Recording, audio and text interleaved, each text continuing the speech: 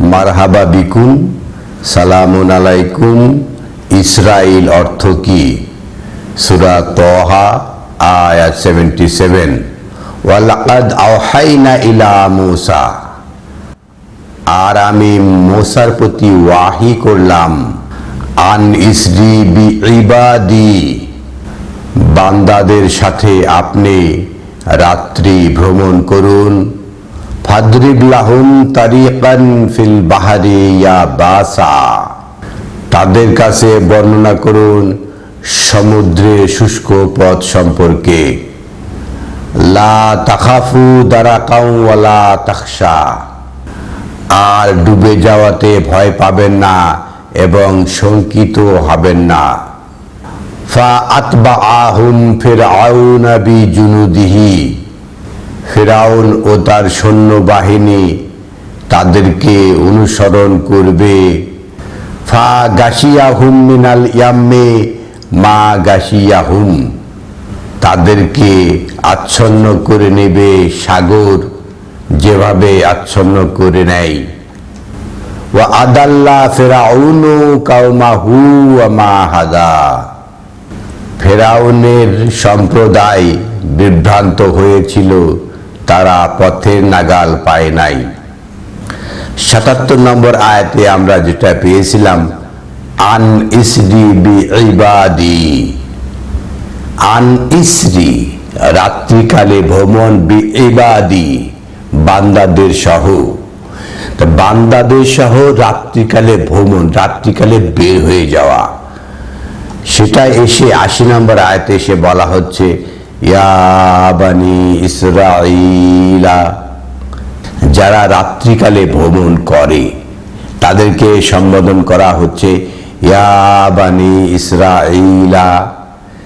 তো ইসরাইল শব্দটা আল কোরআনে এসছে 42 বার, আর বানি ইসরাইল এভাবে এসেছে 40 বার। তো ইসরাইল, ইসরা, যারা ইসরা করে, যারা রাত্রিকালে ভ্রমণ করে, তার মানে কি দিন শেষে রাত্রি 24 ঘন্টার 12 ঘন্টার দিন আর 12 ঘন্টা রাত, এই রাতে ভ্রমণ করে, বিষয়টা এমন নয়।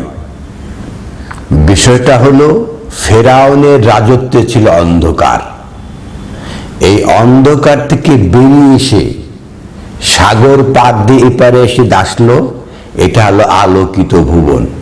আর ফেরাউনের যে জগৎ ছিল, যে রাজ্য ছিল, সেটা হলো অন্ধকার। এই অন্ধকারে ভ্রমণ করা, ইয়া বানি ইসরাইল। আর বানি অর্থ সন্তান সন্ততি, এটা তো ঠিক আছে, কিন্তু বানি অর্থ কি? বানিয়া মানে তৈরি করা। আমরা তো জানি বানিয়া যারা স্বর্ণকার, যারা তৈরি করে তাদেরকে বানিয়া বলা হয়। তারা বানি যারা কারিগর, ইসরাইল রাত্রি ভ্রমণের যারা কারিগর, তাদেরকে বলা হচ্ছে বানি ইসরাইল। মহান আল্লাহ আহকামুল হাকিমিন, এই যে বানি ইসরাইল যারা রাত্রিকায় ভ্রমণ করে কারিগর, তাদেরকে উদ্দেশ্য করে বলা হচ্ছে ইয়া বানি ইসরাইলা আদ আনজাইনাকুম মিনাল আদুইকুম, ওহে ইসরাইল কারিগর, আপনাদেরকে অভিবাদন করে বলা হচ্ছে আমি আপনাদেরকে উদ্ধার করেছিলাম শত্রুদের থেকে। ওয়া ওয়া আদনা জানিবে তুর আল আইমান, আর আপনাদের কাছ থেকে অঙ্গীকার নিয়েছিলাম সেই তুর থেকে দূরে শপথের।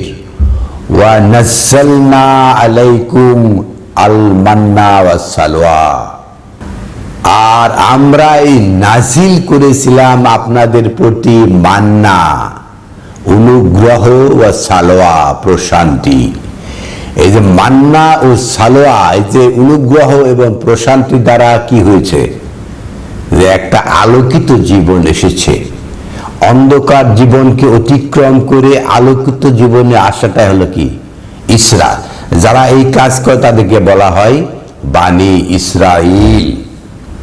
সূরা বানি ইসরাইলের প্রথম থেকে, অথবা সূরা ইসরা রাত্রিকালীন সফর, এর প্রথম থেকে সুবহানাল্লাযী আসরা বিআবদিহি লাইলাম মিনাল মসজিদুল হারাম ইলা মসজিদুল আকসা। সুবহানাল্লাযী, সেই তিনি মহান যিনি সফর করেছেন রাত্রিকালে, বিআবদিহি লাইলান, রাত্রিকালীন সফর। তার মানে কি, রাত্রিকালীন যে সফর, অন্ধকারাচ্ছন্ন জগতের যে সফর, মিনাল মসজিদুল হারাম, প্রাথমিক জ্ঞানের লেভেল হলো মসজিদুল হারাম, ইলা মসজিদুল আকসা, আর দূরবর্তী মসজিদ, ঊর্ধ্বের যে মসজিদ সেটা কি, আল্লাযী বারাকনা হাওলাহু বিনুরিয়াহু মিন আয়াতিনা, যেখানে তিনি বারাকনা হাওলাহু, তার চারপাশে বরকতময়, বিনুরিয়াহু, এই যে আল কোরআন, নুরিয়াহু চারপাশে, মিন আয়াতিনা, আয়াত দিয়ে যেখানে বরকতময় করা হয়েছে সেই জায়গাটা। তাহলে রাত্রিকালীন সফর, এই যে রাতের অন্ধকার থেকে বেরিয়ে আসতে হবে আলোতে, মসজিদুল আকসা, দূরের মসজিদ, যেখানে বারাকনা হাওলাহু, তার চারপাশে কি, লিনুরিয়া মিন আয়াতিনা, আলোকিত কিভাবে, আয়াত দ্বারা, সেটা হলো মসজিদুল আকসা। আর আগেরটা হলো কি, অন্ধকারাচ্ছন্ন, এই অন্ধকার থেকে আশ্রয় করে বেরিয়ে আসতে হবে। ইন্নাহু হুয়াস সামিউল বাসীর, আর তিনি মহান শ্রোতা, মহান দ্রষ্টা। পরে 2 নম্বর আয়াতে সে বলা হচ্ছে ওয়া আতাইনা মুসা আল কিতাব, আর আমি দান করেছিলাম মুসাকে আল কিতাব। তাহলে ওয়াও আতফ, সংযোজক অব্যয়, আগের সাথে এই আয়াতের সম্পর্ক রয়েছে। তাহলে কাকে তিনি রাত্রিকালে সফর করেছেন, সেটা হলো মুসা নবীকে। ওয়া আতাইনা, আর আমরা দিয়েছিলাম মুসা আল কিতাব, মুসাকে আল কিতাব দিয়েছিলাম। ওয়া জালনাহু হুদান, আর এটাকে বানিয়েছিলাম পথ নির্দেশনা, লিবানি ইসরাইল। তাহলে যারাই এই রাত্রিকালে সফর করেছে এরাই হলো বানি ইসরাইল। যারাই রাত্রিকালে সফর করে মসজিদুল হারাম থেকে মসজিদুল আকসায় পৌঁছেছে, হাওলাহু, তার চারপাশ হলো নুরিয়া মিন আয়াতিনা, আয়াত দিয়ে আলোকিত। আল্লাহ তাত্তাখিযু মিন দুনি ওয়াকিলা, আর আপনারা ধরবেন না আল্লাহ ছাড়া আর কাউকে উকিল হিসাবে। সূরা বানী ইসরাইলের প্রথম আয়াতে যে লাইল রয়েছে, রাত্রি রয়েছে, রাত্রিকালীন সফর রয়েছে, সেটা এসে 79 আয়াতে এসে পরিষ্কার করা হচ্ছে ওয়া মিনাল লাইলি ফাতাহাজ্জাদ বিহি নাফিলাতাল লাক, ওয়া মিনাল লাইল, আর ওখানে বলা হয়েছে লাইলাম মিনাল মসজিদুল হারাম ইলা মসজিদুল আকসা। তাহলে মসজিদুল হারাম থেকে মসজিদুল আকসা, এই রাত্রিকালীন সফর। আর ওয়া মিনাল লাইল, আর রাত্রি থেকে ফাতাহাজ্জাদ বিহি, বিহি মানে আল কোরআন, আগের আয়াতে রয়েছে আল কোরআন। তা আল কোরআন দিয়ে রাত্রিকে জাগরণ তৈরি করতে হবে।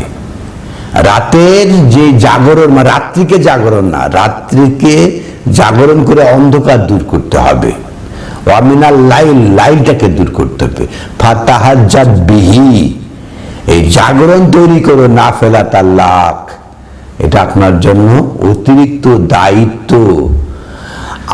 আসা আইয়াব আসাকা রাব্বুকা মাকামাম মাহমুদা, আশা করা যায় আপনাকে উত্থিত করা হবে, উত্থিত করবে আপনার রব মাকামাম মাহমুদা, একটা সম্মানিত প্রশংসিত অবস্থানে। যারাই রাত্রি দূর করবে এই আল কোরআন দিয়ে, বিহি আল কোরআন দিয়ে অতিরিক্ত দায়িত্ব হিসাবে, তাদেরকে আল্লাহ দান করবেন, রব দান করবেন মাকামাম মাহমুদা, একটা প্রশংসিত অবস্থানে। যারাই বানি ইসরাইল রাত্রিকালে সফর করে, আলোতে আসার চেষ্টা করে, তাদেরকে বলা হচ্ছে ওয়াইজ আকাশনা মিসাকা বানি ইসরাইলা, আর আমি অঙ্গীকার নিয়েছিলাম বানি ইসরাইল যারা রাত্রি সফর করে কারিগর, তাদের কাছে অঙ্গীকার নিয়েছিলাম লা তা'বুদুনা ইল্লাল্লাহ, মহান আল্লাহ ছাড়া কারো কাছে আপনারা কারো ইবাদত করবেন না, কারো দাসত্ব করবেন না। ওয়াবিল ওয়ালিদাইনি ইহসানা, আর পিতামাতার সাথে ইহসান হবে। ওয়াজিল কুরবা ওয়াল ইয়াতামা ওয়াল মাসাকিন, আর ইহসান হবে কার? নিকটে যারা রয়েছে তাদের সাথে, ইয়াতিমদের সাথে, মিসকিনদের সাথে, যেভাবে পিতামাতার সাথে হয়ে থাকে সেইভাবে। ওয়া কুলু লিন-নাসি হুসনা, আর মানুষের সাথে কথা বলবেন হুসনা, একদম আহসান, উত্তম ভাবে। ওয়া আকিমুস সালাত, আর আপনারা মানুষের সাথে সংযোগে দাঁড়িয়ে যাবেন। ওয়াতুজ যাকাত, আর পরিশুদ্ধতায় আসবেন। সুম্মা তাওয়াল্লাইতুম ইল্লা কালিলা মিনকুম ওয়া আনতুম মুরিদুন, আর আপনারা হলেন অধিকাংশ মুখ ফেরা, তারপরে আপনারা ফিরে গেলেন আপনাদের থেকে অধিকাংশ লোক। যে বানি ইসরাইল রাত্রিকালে সফর করলে যে সবাই ভালো হবে এরকম বিষয় না, কিন্তু যারাই রাত্রিকালে সফর করে তাদের সাথে মহান রাব্বুল আলামিন ওয়াদাবদ্ধ হয়েছিলেন, অঙ্গীকারাবদ্ধ করেছিলেন এই সমস্ত বানি ইসরাইলকে। যারাই নাবী, যারাই রাসূল, তাদের প্রতি দায়িত্ব হলো কি? সূরা নামল আয়াত 76 বলা হচ্ছে ইন্না হাযাল কুরআন, এটাই হলো কোরআন, এটাই হলো পাঠ। ইয়াকুসু আলা বানি ইসরাইল, আপনি বর্ণনা করেন, কেসাস করেন, বর্ণনা করেন আলা বানি ইসরাইল, বানি ইসরাইলের উপরে। নবী রাসূলের দায়িত্ব হলো এই কোরআনকে বানি ইসরাইলের উপরে বর্ণনা করতে। যারা এই পথের পথিক তাদের উপরে নবী রাসূলের দায়িত্ব হলো আল কোরআনকে বর্ণনা করা, আল কোরআনকে বুঝিয়ে দেওয়া। আকসারা আল্লাযিনা হুম ফীহি ইখতালিফুন, আর অধিকাংশ বানি ইসরাইল কি করবে? এই কোরআন নিয়ে মতভেদ সৃষ্টি করবে।